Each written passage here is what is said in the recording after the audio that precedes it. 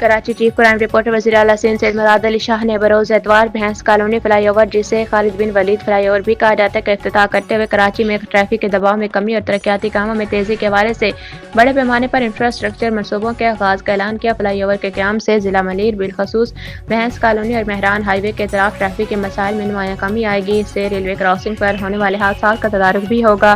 Fly over کی تعمیر سے منیر ابراہیم حیدری ایکسپورٹ پروسیسنگ زون کے رہائش اور نیشنل ہائی وے N5 اور مہران ہائی وے کے درمیان سفر کرنے والوں کو سہولت میسر آئے گی۔ بھینس کالونی فلائی اوور متعلقہ سڑکوں کے کام کراچی میٹروپولیٹن کارپوریشن نے مسابقتی اور رہنے کے قابل شہر کراچی منصوبے کے تحت ورلڈ بینک کے تعاون سے مکمل کیے۔ یہ منصوبہ ریکارڈ 5 ماہ میں 1.865 ارب روپے کی لاگت سے مکمل ہوا۔